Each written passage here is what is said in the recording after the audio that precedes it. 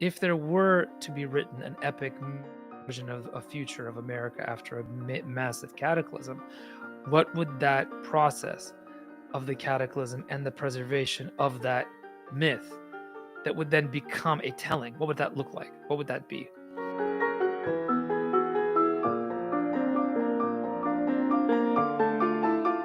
My name is Nicholas Kotar. I am a fantasy writer. Now I'm venturing into sci-fi, and I've got this little Patreon community here of fellow story lovers where we talk about story, where we share stories, and where I like to give people random gifts every once in a while of short fiction, of interesting art like that thing over there, which is a character illustration from one of my books. And today I want to talk, probably at length, about the story behind the story of Cantos of Arcadia, which is the new. Ooh, that's loud. One of my children over there screaming at the top of their lungs. This will be happening a lot today, this morning. It's one of those days. So I hope you all don't mind. Cantos of Arcadia is my first foray into sci fi, and there's quite a story behind it. And I'm very happy to share it with all of you. I think it's a good story, and hopefully you will think that as well. Okay. Wait, that's not right. I'm on the wrong page. There we go. So, a few years ago, this would have been, I believe, even before COVID. It is a happy sound. Actually, that was not a happy sound, John. That was a shriek of extreme prejudice. It's the one girl in the family who has to deal with a storm of boys, and sometimes that's how she deals with the storm of boys. So, a while back, probably about 5 years ago now, my friend Benedict Sheehan, who's a becoming more and more famous composer, seemingly every day, approached me with a interesting project out of the blue. Now, I tend to attract weird and interesting projects. Those of you who have been around me for a while know this, and sometimes I have a problem in that I attract too many, and then I start doing too much, and that becomes a problem. But I will never, no one can ever say that the process was not fun or interesting, because it always is, even if by the end of it, I want to sometimes burrow myself into a hobbit hole, close the door, and be Bilbo Baggins pre-quest for the next 50 years. But yeah, no such luck yet. I keep wishing. Well, Benedict approached me and he basically said that he had been given a commission, a paid commission to write a classical music piece, an oratorio. So this is those of you who don't know, an oratorio is a long piece, 2.5 hours sometimes. The classical, the really old ones, can go up to 3.5 hours. These days, they're not quite as long as all that, for reasons that I won't get into. But he approached me and he basically said, I've been given this dream job to do what I want with a classical music piece, with almost no restrictions whatsoever. Basically, a wonderful elderly man who has now since passed, was wanted to leave a legacy behind him, and that legacy he wanted to be a beautiful work of art that was created by Benedict.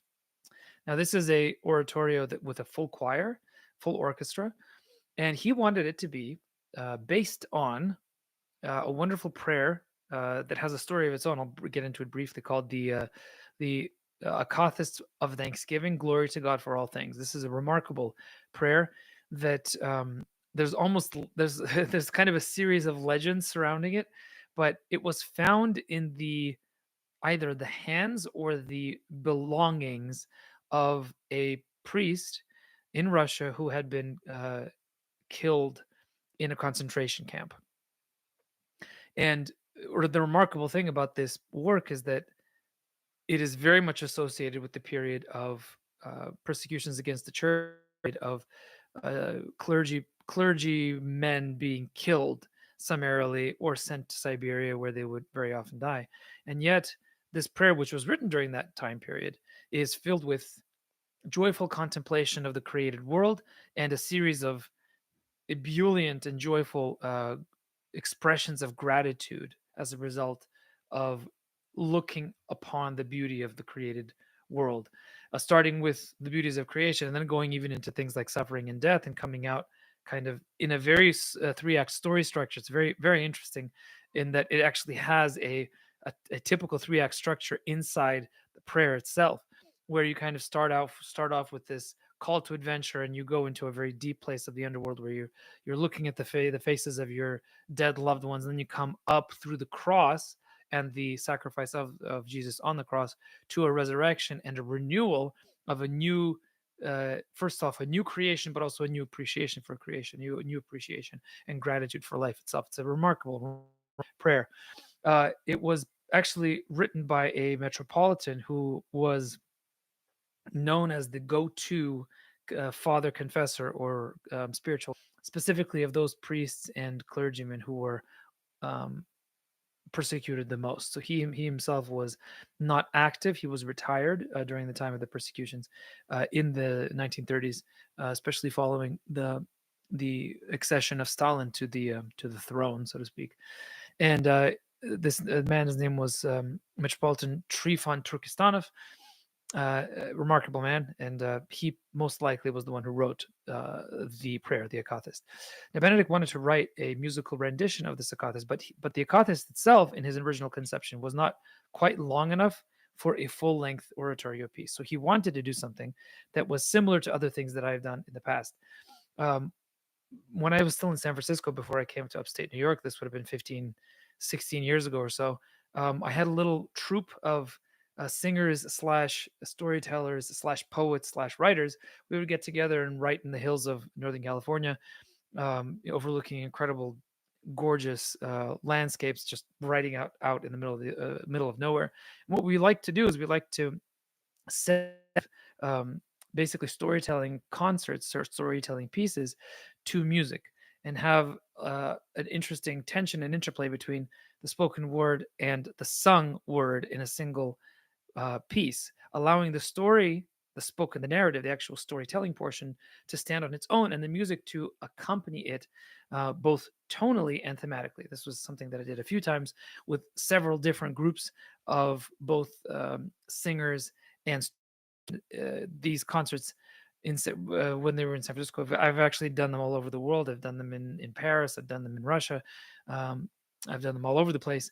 But they've always been very, very well received and popular, and especially appreciated by those who are actually doing the performing, which is something that sometimes you don't think about as an audience member. That when the performer is as in love with the piece as the audience is, it really leads to a very interesting creative venture where there's a kind of conversation going on between between those who are creating the thing and those who are receiving it. It's something I loved to do.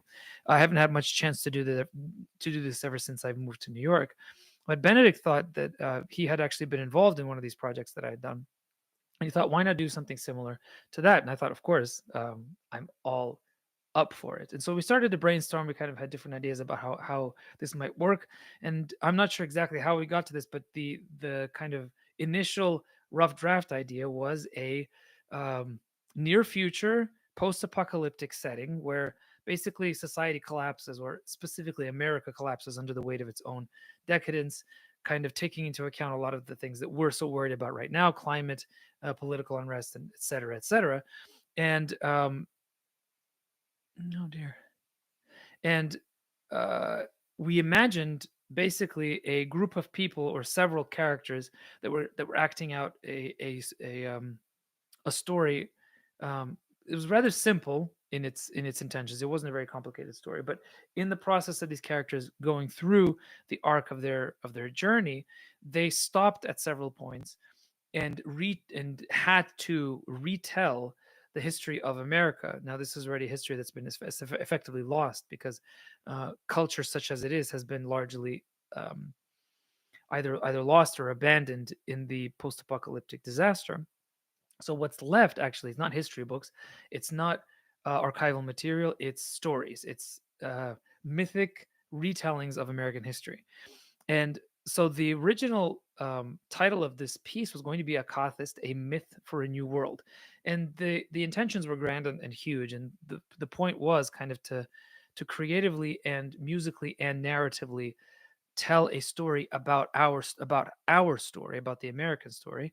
I remember Benedict even being as explicit as saying something like, "I want to do the thing that Tolkien did for the British uh, British for the British nation, for the British people. I mean, I guess I'm not sure there is such thing as a British people, but um, it's a Friday and it's late. I think you know what I'm talking about. The thing that Tolkien did for his English people, Benedict's like, I want to do that for America. I want to do that for America. Which I laughed at the time. I thought, yeah, I'm gonna go out and tell people that this is what we're doing, and they're gonna be like, yeah, that's fine, go ahead. That's not a big thing. Well, we went with it. We worked on it for a while. Eventually, it became clear that the superstructure, the slightly sci-fi, near future, post-apocalyptic reassessment of the past was a bit too unwieldy as a story, especially for a music piece where there's going to be a lot of music where storytelling isn't happening, where you're going to have small pieces of text that are drawn out extensively over a long piece of music, with both um, soloist and choir and orchestra. So then we decided that we would just keep. So then we decided we would just keep the three mythic retellings, and the first one was essentially a kind of almost idyllic fairy tale retelling of the colonization of America by the English and through the specific characters of Pocahontas and John Smith. And we were very conscious that what we were doing is quite incendiary and potentially dangerous. But the idea was to retell the past in a way that suggested a hopeful view of the future. This is very much myth, not straight up history. And the point of it was to say what could have been so that what we might do in future might be different or better. And it ended up being a really interesting fairy tale. Then we actually tackled the question of slavery in a way that was very nuanced and not at all on the nose, I think. It's a section that I you know, it's a section that Leah and Benedict had a lot of input in, and I'm very grateful to how they helped me nuance the question of slavery and not make it too obvious. And the last one is an almost matrix-like vision of how the future became as dark as it is, and that one's actually based, at least in part, in a myth that I wrote with a fellow storyteller from England about about 12, 13 years ago. I can't remember what it's called now, but there's a lot of things that you'll see. There's a lot of little tendrils from the past coming together and entwining themselves into the story that we're all kind of trying to create together. I did most of the writing together with Benedict and Talia. His wife did a lot of commentary on it. They added some nuance. They suggested some. It was a lot of fun. I enjoyed the collaborative process of writing it. Unfortunately, what ended up happening was that um, it was too long. It was still too long. So Benedict then ended up writing music for the entire thing, for the Akathist. And the Akathist, by the way, what was so cool about this is that the Akathist itself, the prayers of the Akathist, were intertwined with the tellings of the myths. And the myths were broken up by the prayers. And we did it in such a way that it felt, not felt, it really was, it was incredibly organic. Um, it was incredibly organic. It was beautifully intertwined so that basically we were allowing the story to um, let the prayer breathe and allowing the prayers to let the story breathe, and the two were kind of talking to each other on two different levels, like a braid being plaited. And what I really was hoping is that we'd have that third plait, so it wouldn't just be a double helix like a strand of DNA, but that it would be three in one, something that would be a very symbolic and significant number. But that didn't work out. And ultimately, our combined version of it was didn't work out either. It was too long. Unfortunately, these days you have to be careful about how long your pieces are if you want orchestras to actually play them. There are these market realities that are very, very unfortunate. And so, if an orchestra is going to play a very long piece of music, that's probably going to be something by Handel or Vivaldi or Bach, not by Benedict Cian. So uh, it ended up happening that the stories were cut out entirely, and what the final product, which is now available, it came out a week or two ago as Akathist, an oratorio by Benedict Cian. It's available now for purchase. You can listen to it. It is only the prayer. I should say only the prayer is enough. I think it's a beautiful prayer. Uh, the prayer with set to music is the actual final product. So my stories ended up falling by the wayside, and it was very sad that choice needed to be made. And I had to set it aside for a long time. I put a lot of time and energy into it, and of course, it was disappointing. What would you expect? But something interesting happened a few months after uh, I had set it aside to kind of let it steep or let it rest uh, in my in my consciousness, and that was that I ended up rereading my original telling of the complete story with the post-apocalyptic sub narrative and the fairy tales interspersed together with the words of the prayer. And surprise, I had a complete, not just story, but a novella length work, a work that actually could be published. It was long enough. All it was missing was an ending. The ending is something we had never uh, come up with together as a collaborative, as a group. Um, and so I decided, why not try to finish it and see what happens? And I did.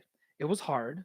It required me to go back into the disappointment of not seeing this thing actually happen the way I'd hoped it would happen, and to create a thing by myself that had been initially envisioned as a collaborative work. But it worked. It worked. I finished it, and I ended up. It was about 20,000 words, which is, depending on the size of paper, it's about 75 100 pages long, and it's very storytelling in style. It's very fairy tale in style. It's very mythic in its telling, and so it's not something that is would necessarily be of wide interest to the general public. Perhaps to a small subsets group, maybe it would work as a kind of small print run for a publisher that does poetic type works, something like that.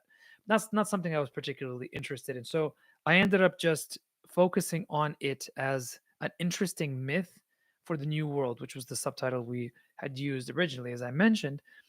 And I made it a gift to my patron subscribers on Patreon.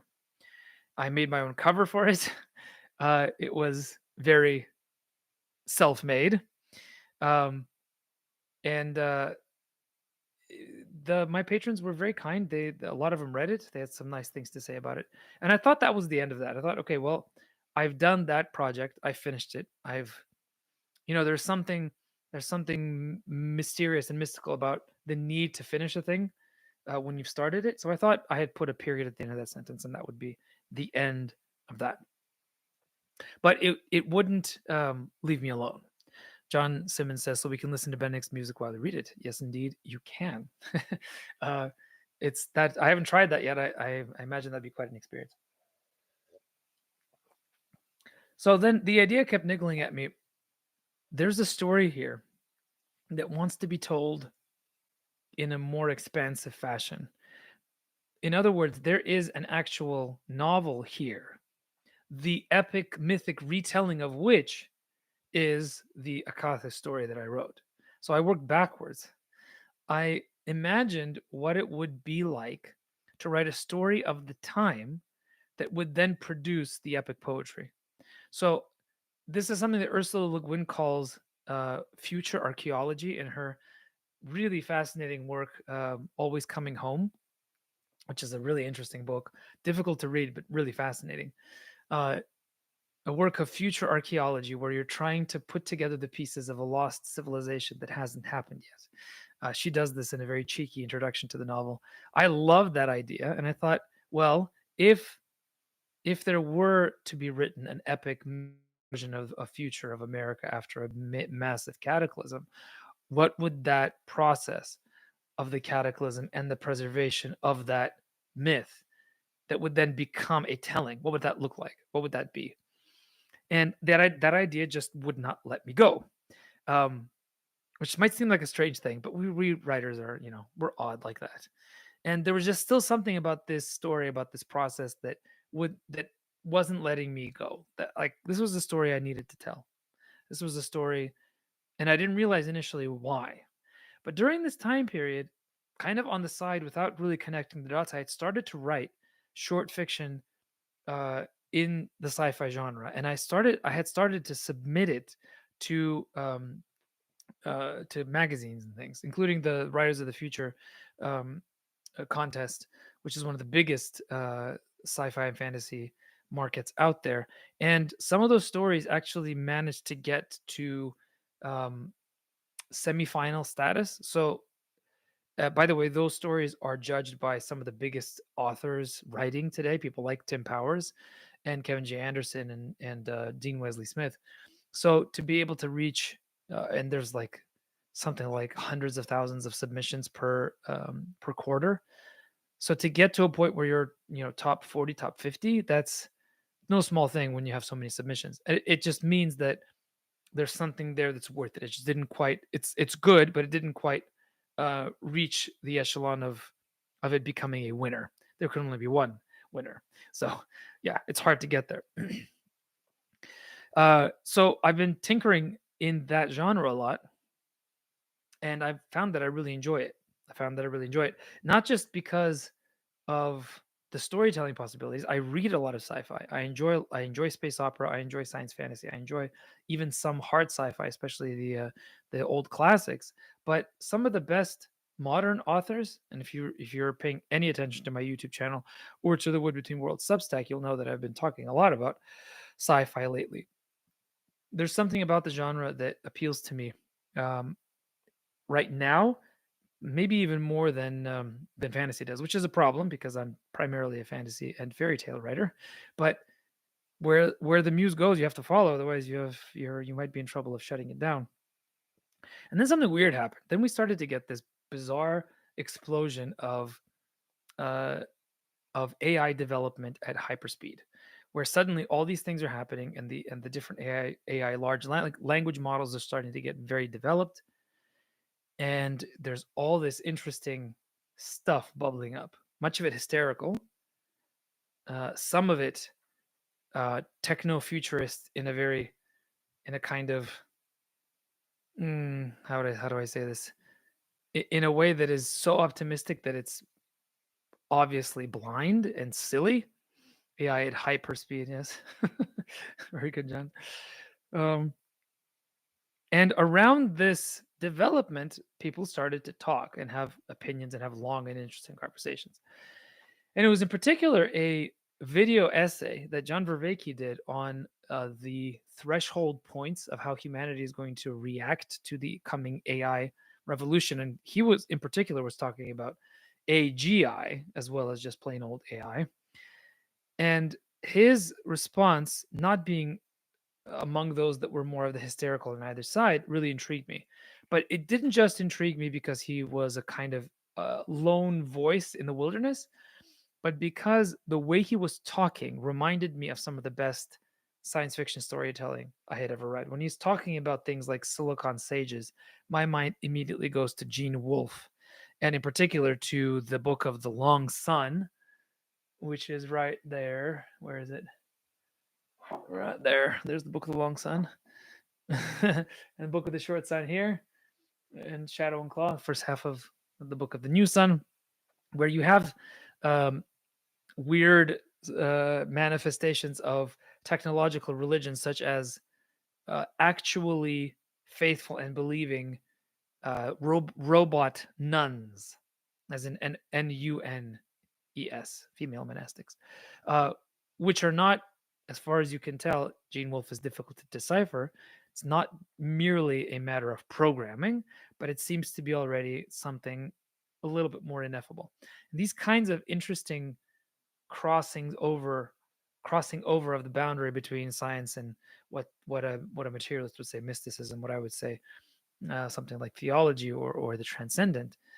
Uh, to hear Vervaeke talk about it as though it could happen in real life didn't make me think that it would happen in real life. The idea that some silicon sage is going to create a better version of the gospel that's going to then, it's going to be up to us to then decide whether or not we want to follow these incredibly brilliant sages who are going to bring us into some new state of enlightenment.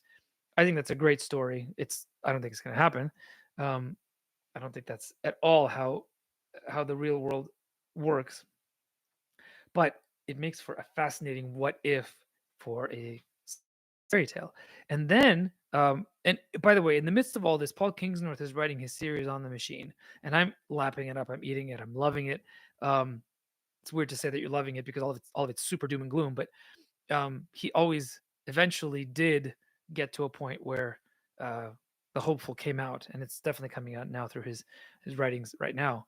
Paul Kingsnorth, that is, and of course Jonathan talking with Vervaeke and with others about how he sees this AI incursion as a kind of potential um, silicon body for the emergence of a will that is malevolent and that is um, not emergent from the technology itself. The technology just becomes a body for something that inhabits it.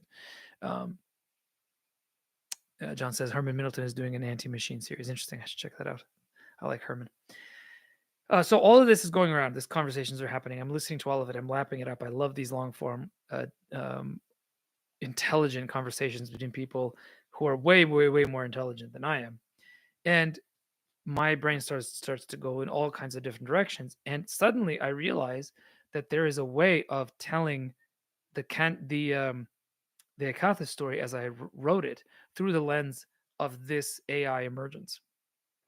And when I did that, a story just like popped into my head. I sat down and I wrote it, and that was a complete short story. It's called Dark Matter. You can get it for free as part of the Kickstarter campaign, the Cantos of Arcadia Kickstarter campaign, and it ended up being chapter one of the book. Chapter one is a complete short story in and of itself. It's not thematically separated from the rest of the book at all. It's not something that you. It's not a prologue. It is part one of the extended series, but you can read it on its own. And after that, it was just a matter of starting to put the pieces together. And that's where things got really, really, really interesting. Because I started to push the writing a little bit and it started to resist me. It started to kind of say, no, no, no, no, you're doing this too fast. And this happens to writers sometimes. Sometimes they get over their skis, they get too excited. We get too excited. And we get to a point where the story just says, no, you're not ready to do this. You need to go and take a breath. You need to rest. You need to be in the right frame of mind. You need to be properly um, you need to be properly deep. You need to deepen your well. You need to fill your creative well with other things.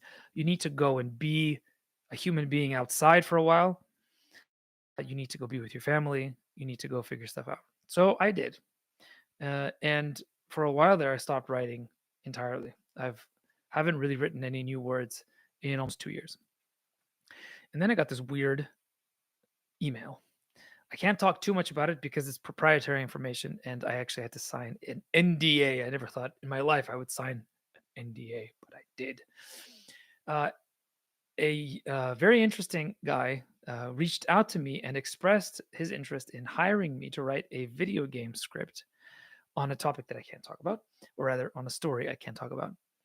All I will say is that my conception of the story and his ideas, philosophical ideas for the story, matched in a very interesting way. We're not at all aligned in terms of worldview. We're very much different sides of sort of mirror images, not mirror images, but like flip sides of worldview. Like in some ways, his worldview is the literal opposite of mine.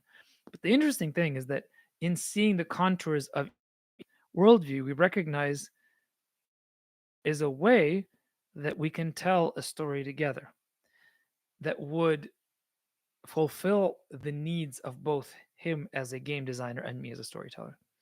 What does this have to do with Cantos of Arcadia? The thing is that this particular setting is a far future sci-fi setting that is almost Dune-like in its distance, both in time and in space, from the home of humanity, from Earth and the solar system.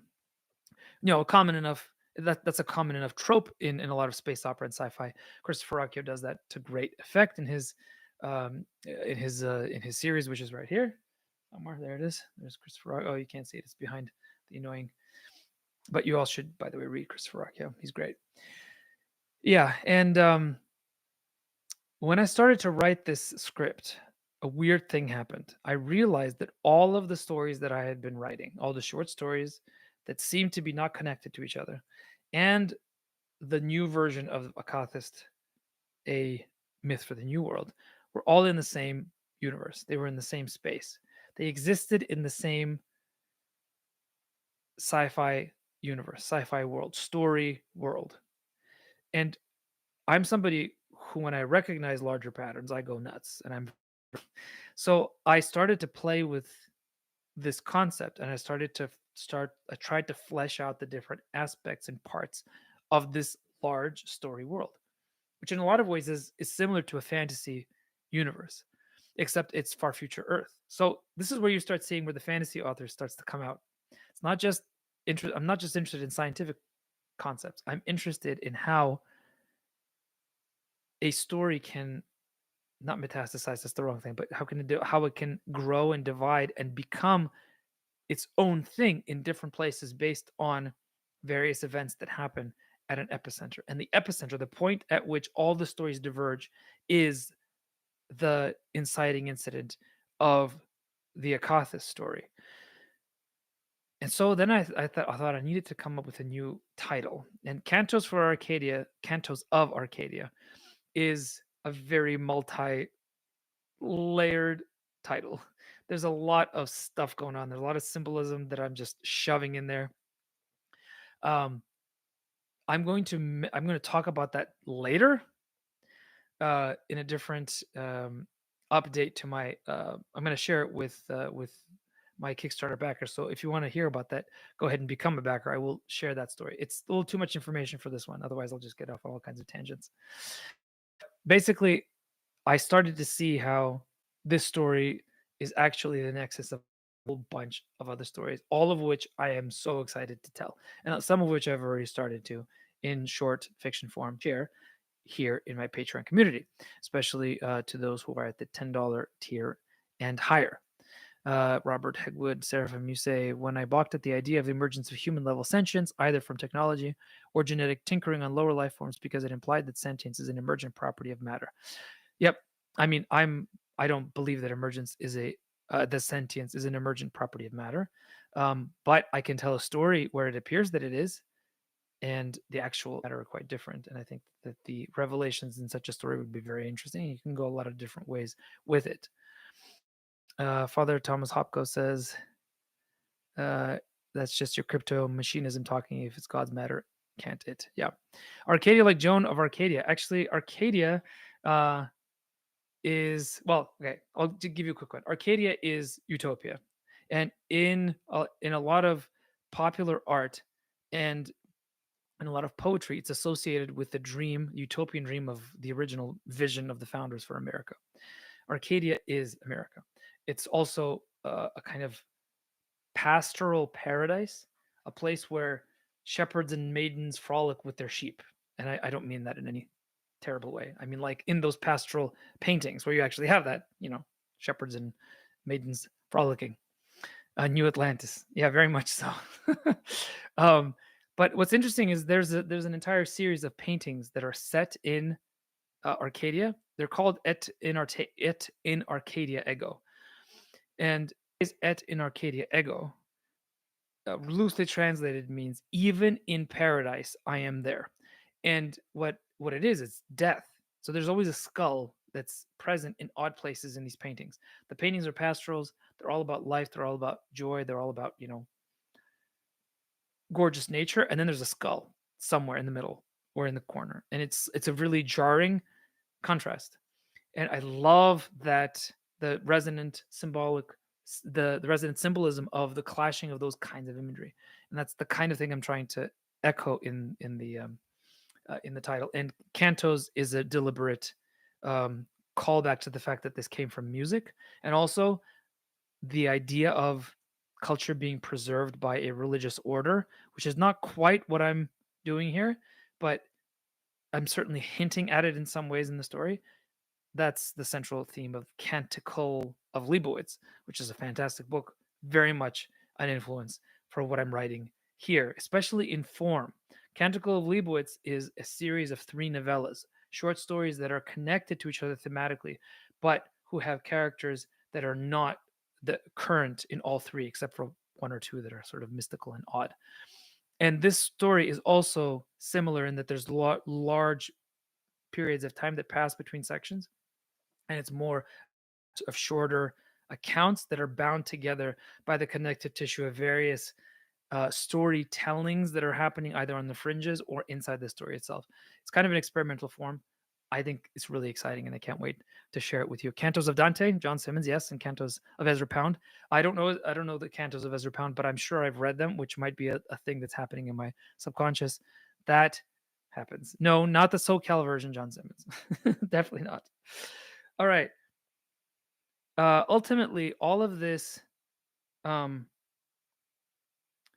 what really got me excited by this is that it reminded me of my childhood love for a certain kind of sci-fi that was not particularly materialist, that was not particularly progressive in the sense the humanism of a lot of modern sci-fi, which is all about basically the machine taking over and us being happy about it. What I've always loved is the kind of vision of humanity that pushed at the edges of what's possible without having us being bound in the kind of sins of the present or the tendencies of the present. A light-filled, joyful kind of thing. And that was especially evident and shown to me when I read Planet Narnia by Michael Ward. Planet Narnia by Michael Ward shows that both the books of Narnia and especially the space trilogy or the solar cycle of C.S. Lewis are tied together thematically by a medieval cosmology that harks back to the Greek myths. So yes, you can't have mythic science fiction. This, what I'm writing here, is my entry into the genre that C.S. Lewis created with that hideous strength. So in this sense, it's a thematic sequel. It's not a sequel in any real sense of the word, but there are some things that happen in it that are very similar to the sorts of things that were going on in Nice and ICE. Those of you who've read That Hideous Strength will know what I'm talking about. In particular, what I'm really fascinated with is the idea of the perfection of humanity being expressed by the creation of a single superhuman that would then contain within itself or themself, I suppose would be an interesting way of saying that. The entirety of human perfection. They're trying to create in Nice. Everybody's going to die except for the one perfect human, the vessel for the universe. This idea of destroying the multiplicity of creation for the sake of a kind of sterilized one in a kind of uh, reverse process of, well, I'm not going to get there. You read the story. All right, I'm not going to say too much. I just find that to be a really insightful thing that C.S. Lewis did. I think that's a really, really smart thing. So I love that he did that, and I want to explore that idea more. I also love how he interwove Arthurian mythos into a very scientifically, a very science forward in That Hideous Strength. He's able to do lyrical and mundane and prosaic, I should say. He's able to do mythical and scientific and materialistic, intertwining them and making them into this really cool hybrid. By the way, That Hideous Strength is not my favorite of the solar cycle. I think Paralandra is the best, but Paralandra is basically a poem. It's not really a novel. It's just a beautiful piece of poetic prose, and I just love it. But it's not something that I think I could ever emulate. It's too far removed from anything that I could write, I think. So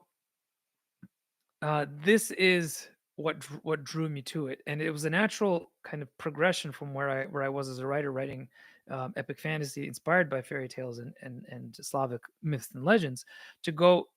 It's almost like there was a window or a portal that opened up in one of the realms of air in the world of Vasilia, and it led into this world, but slightly in the future. I would not be surprised if Voron showed up in a spacesuit walking around in one of these stories in the future. I don't think it would even be that weird because thematically they are very, very similar.